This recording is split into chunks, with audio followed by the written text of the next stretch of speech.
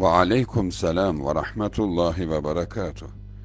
Bir hadis paylaşılıb, İbrahim aleyhisselamın atası Azər ilə məhşər günü görüşəcəyi bir səhnə olduqca dəhşətlidir və bu hadisin şərhi barəsində sual verilir.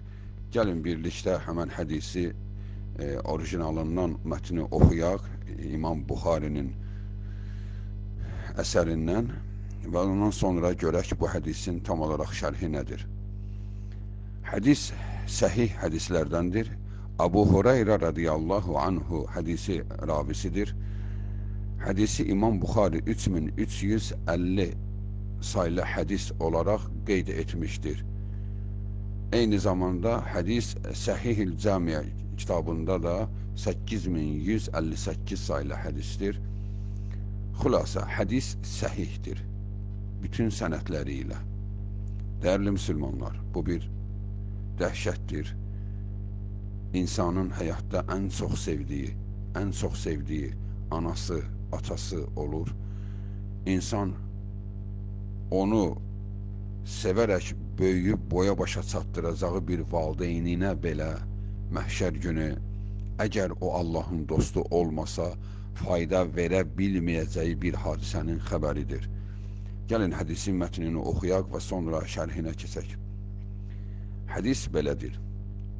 Yalqa İbrahimu əbahu Azərə yevməl qiyamə və alə vəchi Azərə qataratun və qabaratun və yəqulu ləhu İbrahim ələm aqul ləkə la ta'sini fəyəqulu əbuh fəlyevmə la a'sik fəyəqulu İbrahim يا رب إنك وعدتني أن لا تخزيني يوم يبعثون فأي خزي أخسى من أبي الأبعد فيقول الله تعالى إني حرمت الجنة على الكافرين ثم يقال يا إبراهيم ما تحت رجليك فينظر فإذا هو بزيخ ملتطخ فَيُؤْخَذُ بِقَوَائِمِهِ فَيُلْقَى فِي النَّارِ. Bəli, dəyərli müsəlmanlar, deməli, qiyamət səhnəsini, bir hissəsini canlandırır bu hədis. İbrahim aleyhissalam atası Azər ilə üzləşir. Axı, həyatda, birlikdə həyat sürdüyün hər kəslə üzləşəcəksən. Hadisələr yaşadığın, haqqına girdiyin, haqqıva girənlər hamısı ilə üzləşiləcək. İbrahim aleyhissalam atası Azəri görür və görür ki, atasının üzündə toz torpaq və ləkələr vardır. Bunun fəlakət olduğunu bilən İbrahim aleyhissalam atasına səslənərək deyir, ey ata, axı mən sənə demədimmi ki, mənə qarşı çıxma, üsyan etmə, sözümə itaat et. Axı mən sənə dedim bunu ey ata. Bunu İbrahim aleyhissalamın atasına dediyi Məryəm surəsi 42-45-ci ayələrə baxsaq, orada görürük ki, bunu İbrahim aleyhissalam atasına belə deyir. İz qalə li əbihi ya əbəti لِمَا تَعْبُدُ مَا لَا يَسْمَعُ وَلَا يُبْصِرُ وَلَا يُغْنِ عَنْكَ شَيْئًا. Ey ata, sən nəyə ibadət edirsən?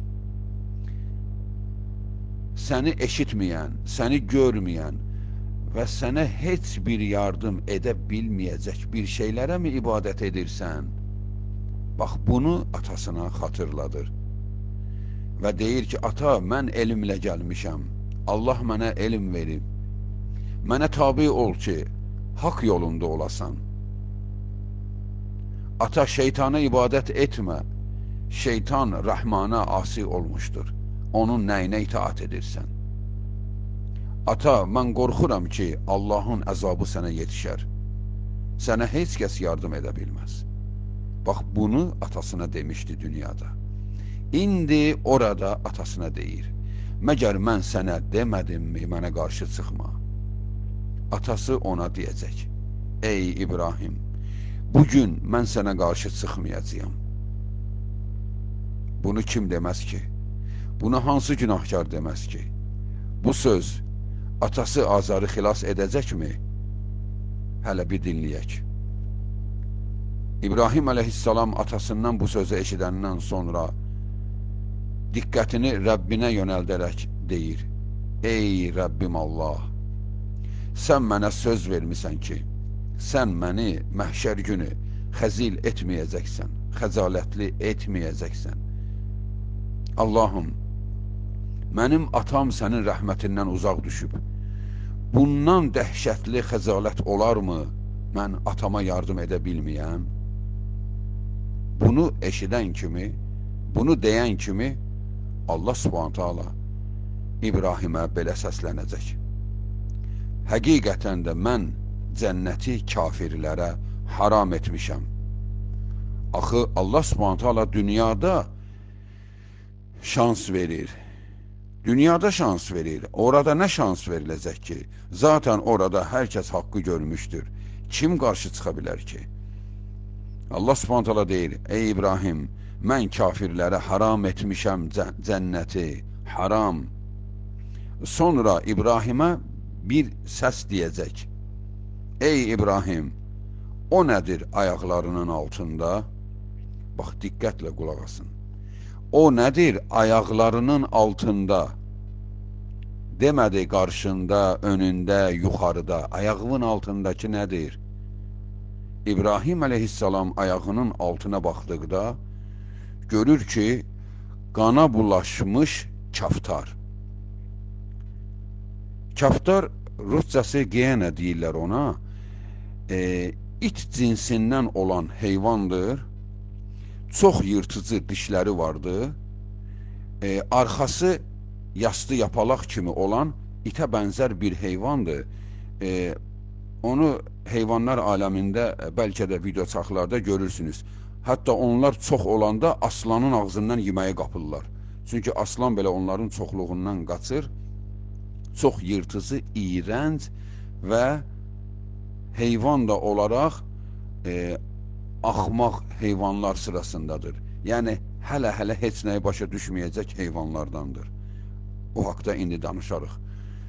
Deməli, İbrahim əleyhissalam ayağının altına baxdıqda görür ki, kaftar qanına bulaşmış vəziyyətdə ayaqlarının altındadır. Bu kaftar heyvanı onun atası idi. İt cinsindən olan, yırtıcı, həm də leş yiyən heyvan, həm də heyvan olaraq çox ağılsız heyvandır. Yəni, o heyvanı bəzi ərəb qəbilələri yeyirlər və yeyilib yeyilməməsi barəsində ixtilaf vardır və yeyilməsi qadağan olmayanlardandır. Baxmayaraq ki, çox fəlakətdir onu yemək. O heyvan yırtıcı olmasına baxmayaraq çox tez ovlanan heyvanlardandır. Ərəblər onu sadə, primitiv usulla tuturlar. O qədər, yəni hədəfini gördükdə, yəni yemək gördükdə o qədər ağlı başından çıxır ki, ona qurulan toru əsla bilmir. Yüzillərləndir, minillərləndir, onu ərəblər rahat şəkildə ovlayırlar, çox rahat da tora düşür, yəni şuuru qətiyyən yox dərəcəsindədir. Baxın, burada görün Allah Subhanahu taala müşriki, kafiri nəyə bənzətdi? Müşriki, kafiri heyvanların ən yırtıcısı və ən çox leş yiyən və həm də ağlı olmayan birisi.